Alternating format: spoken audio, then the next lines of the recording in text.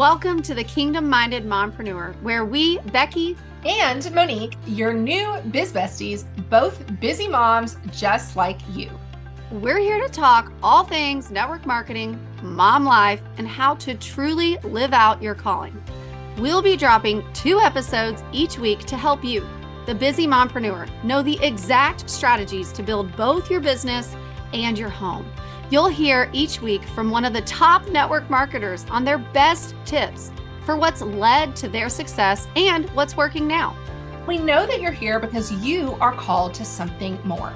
You have a desire to succeed in both your business and at home, and we are going to teach you how. If you love what you hear here on the podcast and want to be one of our success stories, join us inside our community, the Kingdom Minded Mompreneur, where we provide a daily social media action plan, additional resources, kingdom coaching, and more. Click the show notes for the link to join. So let's get into the episode.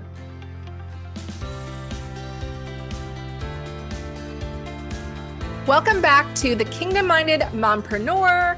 We are doing a 3-part series. If you have missed it, make sure to go back and check out our last 2 episodes, but we are talking about what the network marketing industry won't tell you. So part 1, we talked about your rank is not your worth. Part 2, we talked about what's actually required. And today we're going to be having a conversation about you are not your company. Hey, Becky. Hello, hello. I'm excited about this conversation because I think there are a lot of you. Yes, I'm saying you. Yes, I'm tapping you on the shoulder, friend, who are focusing their branding, their conversations, their social media based on the company they represent. Yes. And this is not a like, you're doing it wrong. Okay. This is not a shame. This is not a whatever. I want to make that disclaimer because I've been there too. I've done that too. Right. But the way social media and branding and marketing and all of those fancy words and things that we sometimes get a little obsessed with, the way it really truly works is you are your brand, right? You are the person that someone would want to sign up with. You are the person they want to go on the incentive trip with, right? You're the person they want to build with. Your vision and dreams, that's who they're signing up with, right? Yes. That's what they're signing up for. Yes. And before we get too deep into this, we also want to remind you, we said this the last 2 episodes, but we love the network marketing industry. It has been life-changing. And so anytime we bring up topics like this, it is not at all to be negative or to bash or anything like that. We just want to shine a light on some things that maybe can be done a little bit differently, or maybe that we can, look at it through a different lens. So wanted to share that. Yes. Now, when it comes to you are not your company, here are some things that we see that maybe it might be worth evaluating is if someone totally brands, so I'm going to say you, if you totally brand yourself with your company, what happens is if anything ever were to happen, you would have to rebrand yourself again. And what do I mean by this? Okay, so let's say every single thing that you put out there has your company name on it. Essentially you are your company. Like you're representing as if your company, as if you are your company. And so if you can brand you, if you can talk about you, if you can talk about the attributes you have, the team you're building, the culture you're creating, the problem that you solve, and you can brand yourself, that allows you to have flexibility because you might want to change your niche. You might want to change, it might be, let's just say something happens with your company. And if you are branding you, just like Becky said a second ago, if you are branding you, you're going to just take people on the journey. You're going to keep going on the journey. And it's not going to necessarily, leave you where you're like, I don't know what to do. I'm going to use the example of a company that went out of business. And when this company went out of business, there were some people who their whole identity had been wrapped up and they were literally frozen. Like, I don't know what to do. I don't know how I'm going to, I've lost everything, that kind of thing. Versus the people who they branded themselves And so when the ship went down, they just found another ship and kept going. Right. Yeah. I think that's the perfect example because ultimately, in the same way that you are not your company, so don't make everything that you put out there about the company name and logo and products and whatever. Instead, right? Like, oh man, it's like we are not corporate employees. We are not the owners. We are not the founders. This is not our, company that we have started. You are a representation of the brand. And so when you think about like affiliate marketing in that aspect, and I know this is a different conversation, but just in general, right? Like affiliates are sharing something they love. They're like, hey, here's who I am. That's why affiliate marketing is so successful. And I know, honestly, I don't see why someone would not just do direct sales because you can make a ton more money building a team and helping others do the same. But the point is, on the outward, position of it, the affiliate marketer, so the person who is like a blogger or whatever they are, they're sharing products they love because they love them. They're not sharing it because they're like, hey, here, I'm a I am representation this of this company. company. Right. Yeah. And so why they're able to diversify their income so easily is because they're able to continually show up as themselves and say, these are things that I love and do and use and whatever. And so while it's horribly sad when a company closes their doors, like I know, for example, I can share because I just loved this brand. My daughters are, 10, Sarah's about to be 11 and 5. And if you have girls, you're going to know exactly what I'm saying, but Matilda Jane clothing. Oh, the cutest stuff, you guys. Like literally the cutest clothes, like ruffles. It kept girls, like even tweens, like young. It was a direct sales company. And if the owner ever listens to this, she can know in her heart, like, oh, myself among many others, like I spent thousands of dollars because they even had like mother shirts. Like I matched them. Like go back in my social media, you'll find it. It's there. Like tons of pictures of me and the girls matching, and it was so fun, and I loved it. And trendy clothes, all that, right? Well, for whatever reason, they had to close their doors. And the people in the field were just like, and even myself, right? We were all like, oh, like, no, not, And I say the reason why I'm bringing this up is because at the end of the day, like they had to make that decision. We don't know why. Like, I don't know why. It's none of my business. Maybe a financial decision. Maybe they were bought out. I didn't investigate it. Okay. So I have no idea. I do not know the reasons. And you don't have to message me and tell me. I do not care. The point is, okay, the point is, it was something that was unexpected to a significant amount of the women in the industry. And I remember this one girl who she just was like, man, that was so disappointing and like heartbreaking, and like she had had a team and this and that, but instead of being like, no, like she had created this group on Facebook where she had sold the items when they had launches and blah blah blah. And while yes, a lot of it was the specific product, the majority of it was like people were there because of who she was, the way she showed up, right? And she would share other things in it. It wasn't just the clothing. It would be like, hey, you guys, I found these shirts at Target that like look really cute. They're whatever, they'll match these shorts. So she was also like a resource, right? For us. We were like, look, maybe if you're a girl mom and you were looking for whatever, okay? And I say that to say it was not hard for her to transition to another company when she could not help that her previous company closed the doors. And the reason we're bringing this up is because while you may just love your company and be like, I'm never going anywhere, and I'm going to be here for the entire rest of my life. Plans change. God is literally like, oh, you just don't know what's about to happen in 5 years. I mean, literally, I was like, I'm going to be here for the rest of my life. This is what I'm going to do forever and ever. Amen. And then, right, like life happens, circumstances come up, whether it's things that we change, our path, God changes our path, doors close, things will just come up that you cannot control. Yeah. Yeah. And I think, we had Gloria Banks. If you guys do not know, Gloria Mayfield Banks, and you missed episode 14, go back Go and listen. listen to the podcast because it was fire. I mean, it was so good.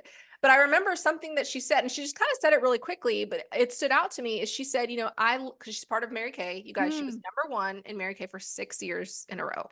Woo. But she made the statement. She said, I am an entrepreneur, but I leveraged Mary Kay, or I used Mm. Mary Kay as a means for income. And so what she meant by that is it wasn't, you know, she's passionate about Mary Kay. She loves the company, but her identity was not Mary Kay. Her identity was Gloria. And so now she doesn't say retired. She said graduated. She I love graduated. that so much, by the way. Every time She I heard it, I graduated. was like, oh, it's so good. So Yes, good. and now she does all these other amazing things, but it's like her branding is Gloria. You guys go check her out because I feel like this is a perfect example of if you look at her Instagram, if you look at her Facebook, her branding is not, you know, makeup, makeup, makeup. Her branding is her and what Mhm. she has to offer and who she is and what she stands for. And I think something that a lot of you might be doing, if we're going to be honest, I feel like a lot of you may lack confidence. And so you're hiding behind your company. Like Ooh, girl. That's you're a mic drop lacking, moment. but really like, and I think this is also because we've had the privilege of, you know, coaching a lot of women. And I think a lot of times people don't feel like they have anything to offer. They're like, well, I'm not special. Mm. I'm not different. I don't have anything, you know, unique. So I'm just going to come on here and post a stock photo of some Pampered Chef, you know, items or some whatever company you're with. Right. And so there is nothing wrong with using graphics from your company. Let me say that again. There's nothing wrong with that, but people are drawn to you. And so maybe even doing some digging and asking yourself, like, who am I? Who am I? What do I stand for? What are the things I'm good at? What do I love? Like, one of the things that we talk about with our clients is understanding your pillars. We talk about brand pillars. And when you know your brand pillars, it allows you to show up in different ways. Do you want to talk about that a little bit, Becky? Yeah, because I think yes, 100%. I mean, I can even remember one time we were having discussion and this lady said, "But I'm boring." Like she felt like she was boring, like people why she had nothing else to say, nothing else to share, which is a lie, right? It's a lie we tell ourselves. Or maybe, you know, we're so wrapped up in like work or whatever that we kind of forget the things that we once loved, you know, the things that we wanted to pursue or enjoy doing or taking the time to do. So yeah, I think, you know, when you think about social media in general, a lot of people come to it to be entertained, you know, or to feel like they can relate to someone else. They want to feel seen, which is funny, right? Because you're watching someone else, but they want to feel understood, I guess. And whether it's like a mom, you know, there's a couple of women that I follow that are insanely hilarious. I mean, they're just so funny, you know, and it's like they're putting out mom content, right? Where it's just and you consume it because you're like, oh, that's so true, you know, or like, oh, I could relate to that or whatever. I'm specifically I can't think of her name, but this lady is hilarious. And I feel like I'm always sending her reels to like either Monique or to my cousin Lindsay or just to various people, my mom. And there was one, right? There was one that was all about, and it's like a little taboo, okay? But it was about breastfeeding a newborn. And it was hilarious. She like pretends to be a newborn. I would never do this, right? Like I would never like act this out, but it was so funny because and I laughed out loud. I was laughing so hard. Okay, we're not saying you have to go put on a show, okay? But the point is, if this lady was to be like, if I happened to be nursing or whatever, right? Back in the day, I was a nursing mother, you know, I nursed both my babies if I happened to be consuming her content and she was like, hey, giving all this hilarious mom of a newborn or baby, whatever. And then she comes out and says, hey, you guys need this thing, right? Like you need blah, blah, blah, this product, this water bottle to keep you hydrated, this Stanley cup or whatever. Like if she was like, here's my link. I would literally be like, I'm going to buy everything that you sell because first of all, I trust you because you understand me. Like, you know what I'm going through. And so I think the power of social media and the power of branding and marketing is sharing your story, sharing things that you've walked through, and then the solution to how you overcame the problem. And it very well could be the products you sell. It could be, you know, this magic pill that you like take that has transformed your health, that you literally are like, this is magic in a pill and everyone should have this, and it's changed my gut, and I've lost all this weight, and I've done all these things, and everyone needs it. Cool, that's awesome. But like, if you're speaking to everyone, you're speaking to no one, right? And so instead of saying, oh, everyone needs this pill, tell your story. Talk about who you are, and how your life has changed, and in general, like, things that are, the things that are important to you are very likely important, and humorous and entertaining and fun to the version of you that you previously were, right? And to the person that is your ideal customer or business builder. Yeah. And I think that ties well into the brand pillars, because when you can identify those parts of you, then you can kind of break those down. And so the way that we teach this is, if you can decide, okay, let's say it's 5 different things. Okay. So let's say you resonate with, you're a mom. Let's say you love hiking. Let's say you're, a crunchy mom. I guess those would go together. And you're part of a wellness company. And so there's certain things that you want to speak to from that perspective. And you're also very involved with, I don't know, your school board. I don't know. I'm trying to think of just random things. Yeah. Okay. Right. So whatever it is that are part of you, those things that are part of you, if you take those things and you can start creating content in all of those content buckets or pillars, however you want to call it. And so you just rotate the content. Like, if today you want to talk about, the hike that you went on and how hard it was and how you overcame. And then the next day you talk about a recipe that your family loved for dinner and how it was healthy. And then the next day you talk about your health products and, hey, this is on sale today and blah, blah, blah. Like, you're rotating all of those things, but it's not just product, product, product, product. And I think that's the mistake that people make sometimes, is like, they're like, oh, I'm showing up on social media. But then if we go audit your social media, it's like, well, the last 2 weeks, you've only posted stock photos from your company. And there's nothing like, where's your face, right? Like, you look on your Yeah. Instagram, Who you're like, is it? who are you? You're okay. Don't even get me into started with this. Your profile picture Oh my word. needs to be a picture of you. Yes, Okay. We're not please. coming at you, but we're just lovingly reminding you that if you are a social seller, people need to know who you are. They need Yeah, to not your avatar, not your cat, not a family picture of 72 people like a mile away. Okay. I mean, in today's world, let's be honest. Like, I don't want to be hacked. I don't want to be like some weirdo messaging me or what, if I'm going to follow someone, I want to know who it is. Yes. So your picture needs to be a picture of you, so that when people see you interacting, when they see you posting, they see you. Like, go put your phone up against a window, put it in portrait mode, put some lipstick on and smile. Okay. Take a picture and upload that as your profile picture. You do not need to go pay for some, I was about to say glamour shots. Those were back in the day. You don't need to pay for some, professional photo. You just need to have something where people can see you and see your face, because that's who they want to connect with. They want to interact with you. They want to see you. They want to know who you are. And so don't hide behind that, but instead be willing to put yourself out there, because I think that's also the difference maker of those who are successful and those who aren't. Is like, the person who wins at this game, social media network marketing game, is the person who is not afraid to show up, and we're not Mm. saying you have to go live every day. I mean, if you do go live, like, yay, because that's a great way to connect with people. We're not saying you have to, go from 0 to 100 if you're like, hey, I'm just starting out on social media. I don't even know, how to show up consistently.